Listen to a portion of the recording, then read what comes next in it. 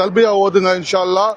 லப்பைக் அல்லாஹும்ம லப்பைக் لبيك اللهم لبيك லப்பைக் லா ஷரீக லக லப்பைக் لبيك لا شريك لك لبيك இன்னல் ஹம்த إن الحمد வன் நிஅமத والنعمة லக வல் முல்க் لك والملك லா ஷரீக லக் لا شريك لك லப்பைக் அல்லாஹும்ம லப்பைக் لبيك اللهم لبيك லப்பைக் லா ஷரீக லக லப்பைக் لبيك لا شريك لك لبيك இன்னல் ஹம்த إن الحمد வன் நிஅமத والنعمة லக வல் முல்க் لك والملك லா ஷரீக லக் لا شريك لك லப்பைக் அல்லாஹும்ம லப்பைக் لبيك اللهم لبيك لبيك لا شريك لك لبيك لبيك لا شريك لك لبيك إن الحمد إن الحمد والنعمة والنعمة لك والملك لك والملك لا شريك لك. لا شريك لك.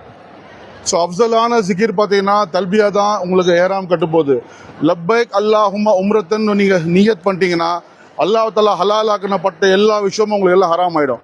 ஸோ எந்த காரணத்துக்கும் இந்த எல்லாமே பார்த்து நடந்துக்கோங்க இன்ஷா அல்லாஹ். எல்லாரும் குடும்பமாக போயிட்டு இங்கே டோட்டலாக 31 ஆஜிங்க இருக்காங்க. எல்லா குடும்பமாக போயிட்டு குடும்பமாக இன்ஷா அல்லாஹ் திரும்பி வரும் நான் துவா பண்ணுறேன். நீங்களும் அனைத்து மக்களுக்காக துவா பண்ணுங்க இன்ஷா அல்லாஹ். டைம் ஆயிடுச்சு, போர்டிங் செக்இன் பண்ணிடலாம். சரியா?